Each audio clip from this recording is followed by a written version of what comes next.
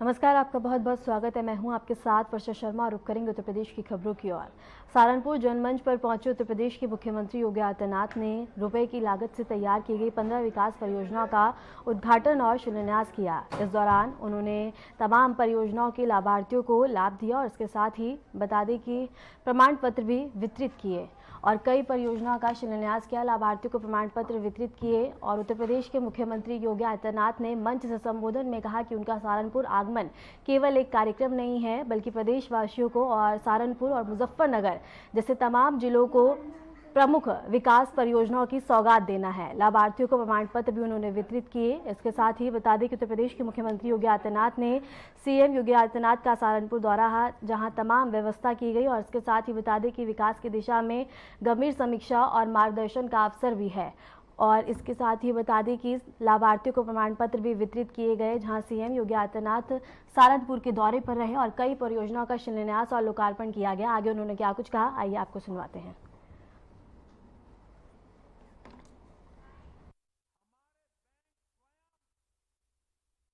जनवरी से अब तक 70,000 युवा इस स्कीम के साथ जुड़ चुके हैं। इसमें भी कोई भी काम, कोई अचार बनाने का काम कर सकता है, कोई प्रोसेसिंग सेंटर बना सकता है, कोई वुड कार्विंग का काम कर सकता है, कोई भी काम वैसा कर सकते हैं। पहले चरण में 5 लाख, अगले चरण में 7.5 लाख और तीसरे चरण में 10 लाख रुपया ब्याज मुक्त, गारंटी मुक्त देने के कार्यक्रम के साथ ये डबल इंजन की सरकार इस योजना को लेकर के आगे बढ़ रही है। आज आप देख रहे होंगे जो काम कभी 70 वर्ष प्रधानमंत्री मोदी जी के नेतृत्व में पिछले 10 वर्ष में हुआ। स्वच्छ भारत मिशन में घर में शौचालय हो, हर घर नल की योजना के माध्यम से शुद्ध पेयजल की आपूर्ति का हो, आयुष्मान भारत में 5 लाख रुपए की स्वास्थ्य बीमा का कवर हो, हर जरूरतमंद को राशन कार्ड की सुविधा का लाभ, हर वृद्धजन को जो पात्रता की श्रेणी में आते हैं, हर निराश्रित महिला को, हर दिव्यांगजन को पेंशन की सुविधा का लाभ, या फिर वे सभी स्कीम जिसके लिए पहले हमें भटकना पड़ता था, जो लोग समाज को बांटने वाले थे, जो जाति के नाम पर, क्षेत्र के नाम पर, भाषा के नाम पर बांटते थे, उन्होंने योजनाओं से वंचित करके रखा। योजनाएं नहीं थी, लेकिन झुंझुना पकड़ा करके लोगों को बहकाते रहते थे, समाज को तोड़ते रहते थे, सामाजिक एकता को खंडित करते रहते थे।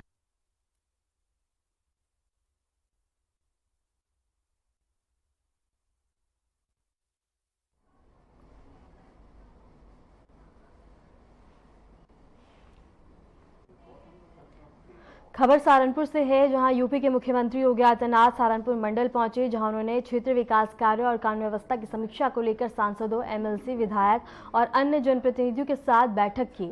बैठक में मंडल स्तर पर चल रही योजनाओं, परियोजनाओं की प्रगति और जनता से जुड़े मुद्दों पर विस्तार से चर्चा की गई है।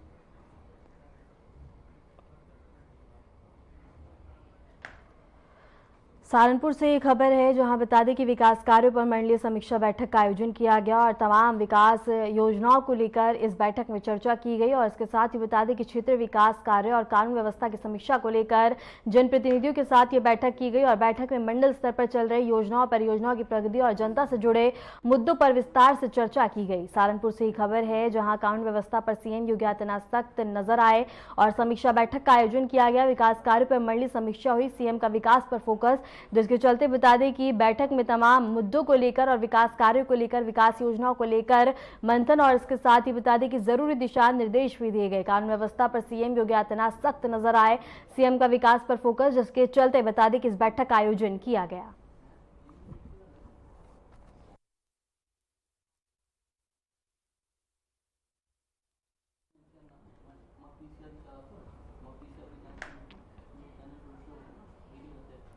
उत्तर प्रदेश में बाढ़ की स्थिति पर अब सरकार की नजर लगातार बनी हुई है। हालात को गंभीरता से लेते हुए मुख्यमंत्री योगी आदित्यनाथ ने विशेष टीम 11 का गठन किया है, जो प्रदेश भर में बाढ़ राहत और बचाव कार्यों की निगरानी करेगी। वाराणसी में इस टीम को सक्रियता साफ दिखी गई, जब जिले के प्रभारी मंत्री और प्रदेश के वित्त मंत्री सुरेश खन्ना आज वाराणसी पहुंचे। बाढ़ प्रभावित इलाकों का नाव से निरीक्षण किया गया और उनके साथ जिले के वरिष्ठ अधिकारी, जनप्रतिनिधि और प्रशासनिक अमला भी मौजूद रहा। मंत्री सुरेश खन्ना ने वरुणा नदी के किनारे बसे रिहायशी इलाकों का जायजा लिया और कई मोहल्लों में जलभराव और विस्थापन की स्थिति देखी गई। प्रभारी मंत्री ने नाव से बाढ़ पीड़ितों से सीधी मुलाकात की और राहत कार्यों का फीडबैक भी लिया। बाढ़ राहत कैंपों की व्यवस्था, चिकित्सा सुविधा और वितरण की भी उन्होंने जानकारी ली। उन्होंने अधिकारियों को निर्देश दिए कि राहत और बचाव कार्यों में किसी भी प्रकार की लापरवाही बर्दाश्त नहीं की जाएगी। वाराणसी से ये खबर है, जहां लगातार बढ़ते जलस्तर को लेकर प्रशासन अब काफी ज्यादा सख्त नजर आ रहा है। और इसी के साथ बता दें कि बाढ़ राहत कैंपों की व्यवस्था का जानकारी ली और इसके साथ ही प्रधानमंत्री पहुंचे, जहां उन्होंने बाढ़ पीड़ितों से मुलाकात करी और राहत सामान उनके तक पहुंचाने के लिए आश्वासन भी दिया। इसके साथ ही उनके साथ जिले के वरिष्ठ अधिकारी, जनप्रतिनिधि और प्रशासनिक अमला भी मौजूद रहा। मंत्री सुरेश खन्ना ने वरुणा नदी के किनारे बसे रिहायशी इलाकों का जायजा लिया और इसके साथ ही पीड़ित लोगों से मुलाकात भी की। कुनिया की तरफ से हम लोग आ रहे हैं और हम आप लोगों से बात 4:30 बजे करेंगे। किस तरह के हालात देखने को मिले हैं, किस तरह के हालात हैं? हालात तो एक नेचुरल कैलामिटी है, एक दैवीय आपदा है। ये मैन मेड नहीं है, दैवीय आपदा है। इसमें सब मिलजुल कर लोगों को सहयोग करना चाहिए और उसी भावना से करना चाहिए। अधिकारियों को कुछ निर्देश दिया है आपने? जी हाँ, मैं 4:30 बजे बताऊंगा।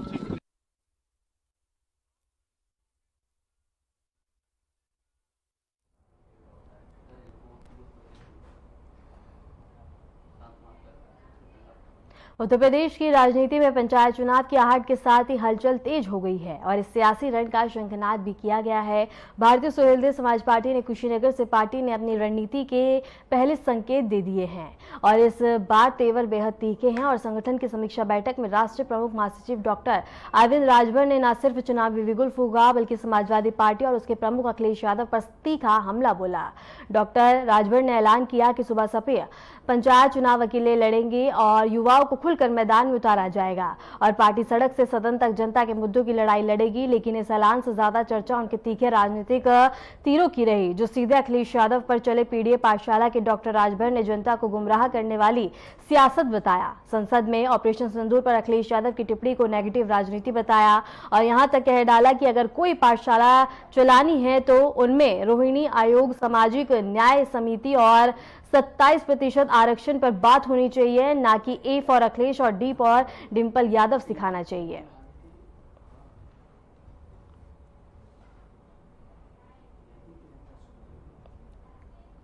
जो जनप्रतिनिधि हैं, जो जनता का वोट लेकर के लखनऊ और दिल्ली के हैं, वो क्या कर रहे हैं? उनको तो कम से कम इस पर चर्चा करनी चाहिए। जनता ने जिताया है खाली वहाँ पकौड़ी और मिठाई खाने के लिए क्या? विधानसभा में जो लोग गए हैं वो खाली ये डेस्क थपथपाने के लिए बैठे हैं क्या? लोकसभा में जो जीत के गए हैं वो किस लिए गए हैं? वो इसीलिए गए हैं कि जाकर के वहाँ चुप्पी साथ जाएंगे। अरे भाई, आप जनप्रतिनिधि हो, वोट लेना होता है जनता का, तो जनता के पैरों तले गिर जाते हो, माथा टेकते हो कि हम क्षेत्र की समस्याओं को उजागर करेंगे। वहां जाकर के आप विपक्ष के मुंह में हाँ मिलाने काम कर रहे हो। पीडीए पाठशाला चलेगा? आप चीनी मिल की बात नहीं कर सकते, बंद विद्यालय नहीं खुलवा सकते, स्वास्थ्य सेवाएं सही नहीं करा सकते। क्यों नहीं बोल रहे हैं लोग? जनता ने मतदान किया है किस लिए? इसलिए किया है मतदान ना कि आप क्षेत्र की समस्याओं को सदन के पटल पर रखें। जो सरकार का ध्यान नहीं जा पा रहा है, जो अधिकारी इनपुट नहीं भेज पा रहे हैं, कम से कम ये चीजें देश के सामने आप क्या कर रहे हैं, उनसे प्रश्न क्यों नहीं होता? आपके माध्यम से मैं कहना चाहूंगा कुशीनगर की जनता से कि जनता सबसे बड़ी ताकत है। आवाज उठाओ, बुलंद करो अपनी आवाज, मांग करनी चाहिए ऐसे लोगों को।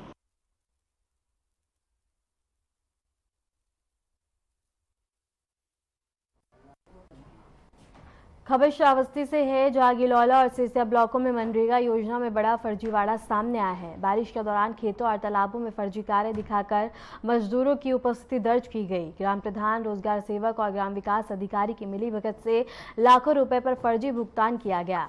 मजदूरों की फर्जी फोटो खींचकर पोर्टल पर अपलोड कर उपस्थिति दर्ज की गई और सीडीओ ने मामले की जाँच के आदेश दिए हैं।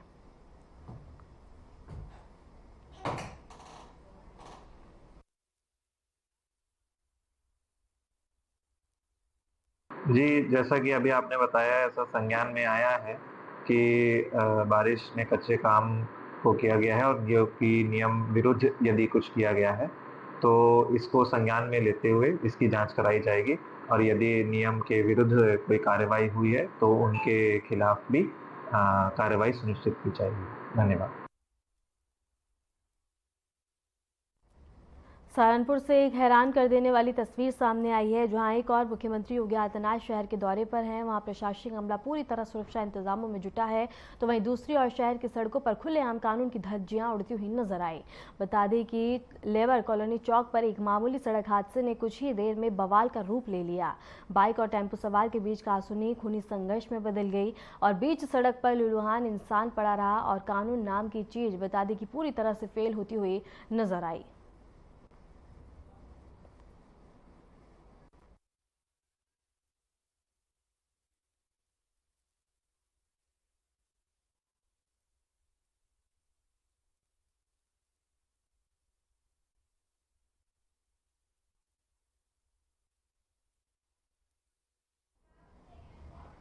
मेरठ से एक दिल दहला देने वाली घटना ने पूरे इलाके को सदमे में डाल दिया है और सिवला खासा कस्बे में रविवार सुबह खेलने निकले 3 मासूम बच्चों की लाशें सोमवार को बता दें कि तड़के एक पानी से भरे प्लॉट में पड़ी मिली। तीनों बच्चे एक दिन से लापता थे और परिजन उनकी तलाश में दिन रात भटकते हुए नजर आया, लेकिन जिस हाल में उनके शव मिले उससे गहरे सवाल खड़े कर दिए हैं। परिवार वालों का आरोप है कि यह कोई हादसा नहीं है, बल्कि बच्चों की बेरहमी से हत्या कर उनके शव पानी में फेंके गए हैं। वहीं पुलिस का कहना है कि बच्चों की मौत डूबने से हुई है। पोस्टमार्टम रिपोर्ट का इंतजार है, लेकिन फिलहाल पूरा इलाका गम और गुस्से के साए में है।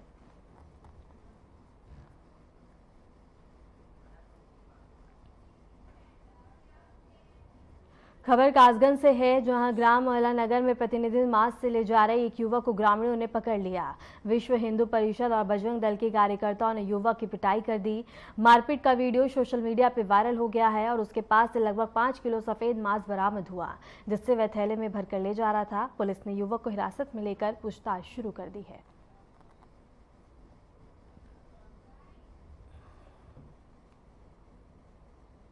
कल दिनांक 3 अगस्त 2025 को थाना सोरो क्षेत्र में एक युवक को मांस ले जाते हुए भीड़ द्वारा पकड़कर उसके साथ मारपीट की गई। इसकी सूचना मिलते ही स्थानीय पुलिस मौके पर पहुंची। साथ ही मांस को कब्जे में लेकर FSL जांच के लिए भेजा गया और युवक के साथ की गई मारपीट के संबंध में प्राप्त तहरीर के आधार पर मेडिकल कराते हुए सुसंगत धाराओं में अभियोग पंजीकृत कर लिया गया। इस विषय में अग्रिम वैधानिक कार्रवाई थाना सोरो क्षेत्र से की जाएगी।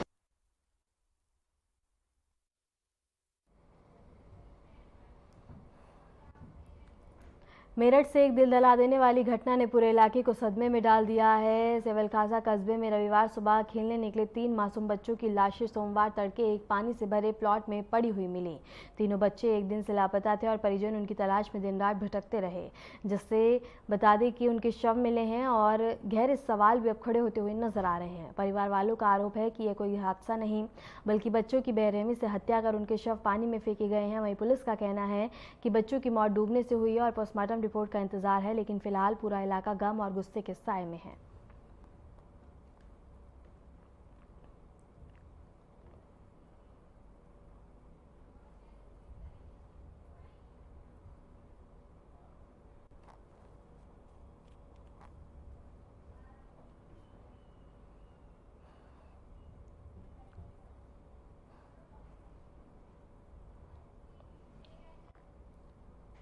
सावन के पावन महीने का चौथा और अंतिम सोमवार और उत्तर प्रदेश के बाराबंकी जिले में स्थित ऐतिहासिक महादेव मंदिर इस बार एक अद्भुत और ऐतिहासिक दृश्य का साक्षी बना।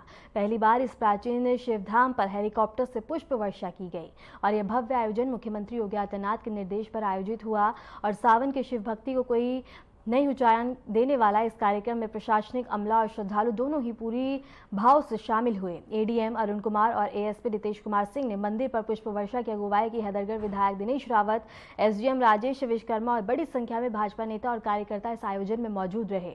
आसपास से बता दें कि फूलों के बीच जब हर हर महादेव की जयकारी गूंजी तो पूरा मंदिर परिसर दिव्यता और आस्था में डूब गया।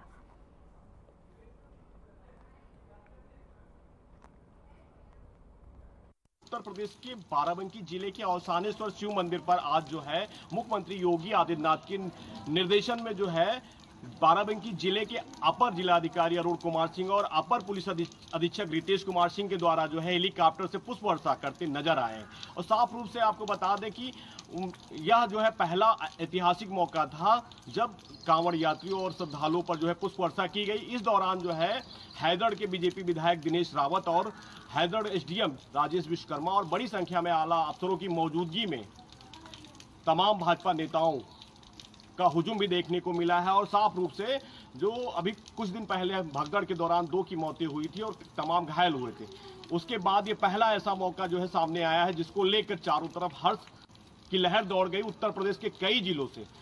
अगर हम बात करें लखनऊ और अमेठी, सुल्तानपुर, प्रतापगढ़, डलमऊ, रायबरेली, तमाम जिलों से बड़ी संख्या में कांवड़ यात्रियों का सुबह से ही हुजूम देखने को मिला और बड़ी संख्या में जल अभिषेक और पूजन अर्चन के लिए अपनी बारी का जो है श्रद्धालु इंतजार कर रहे हैं। तो ऐसे में कड़ी सुरक्षा व्यवस्था के बीच आज पुष्प वर्षा जो है होने के बाद यहां अवसानेश्वर मंदिर की एकदम तस्वीर ही बदल गई है, देखते ही रौनक बढ़ गई है।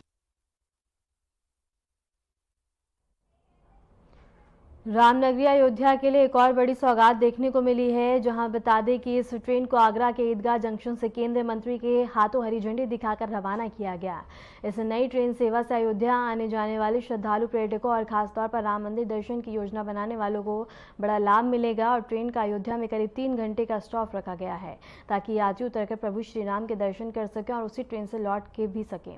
रेल मंत्रालय की इस पहल को धार्मिक पर्यटन को बढ़ावा देने की दिशा में अहम कदम माना जा रहा है, विशेषकर उन श्रद्धालुओं के लिए जो देश के पश्चिमी हिस्से से अयोध्या तक की यात्रा को सहज, सुविधाजनक और काफी चाहते हैं। और इसके साथ ही भावनगर से चलकर अयोध्या पहुंचने वाले इस ट्रेन का आगरा में स्वागत उत्साह और उल्लास के साथ हुआ।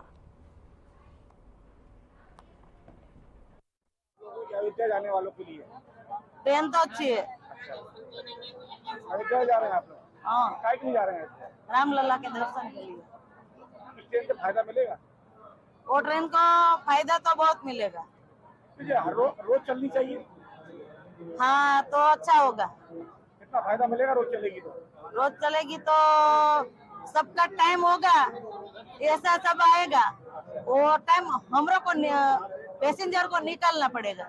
बेहद खुशी की बात है आगरा के और आगरा के आसपास के नागरिकों के लिए। माननीय प्रधानमंत्री जी के निर्देशन में रेल मंत्री जी ने भावनगर से अयोध्या के लिए एक साप्ताहिक ट्रेन दी है, जिसका आज उद्घाटन करने का अवसर प्राप्त होगा। आज इनॉग्रल ट्रेन थी, बाकी अगले हफ्ते से ये 9 बजे के आसपास यहाँ आएगी। 8-9 घंटे का रास्ता है, 3.5 घंटे का अयोध्या में स्टॉपेज है और ये वहाँ 6:30 बजे पहुँचकर और 10 बजे चलेगी। तो मुझे लगता है कि दर्शन करते हुए सेम डे 22 घंटे में आगरा और आगरा के आसपास के लोग रामलला के दर्शन करके वापस आ सकते हैं। रेल यातायात का सबसे सस्ता और सुगम एक तरीका है। हमारे देश में 80 करोड़ लोग 5 किलो गेहूं चावल लेते हैं, वो प्राइवेट टैक्सी नहीं कर सकते। 1000 की विधवा पेंशन, विकलांग पेंशन, वृद्धावस्था पेंशन लोग लेते हैं। 2-2 हजार की 3 किस्तें किसान सम्मान निधि की आती है। मात्र 12,000 का शौचालय 4.5 करोड़ लोगों ने आवेदन किया है। 1,20,000 के मकान के लिए 6 करोड़ लोग। वो लोगों के लिए ट्रेन ही, उनके लिए क्या, मैं mostly I travel in train.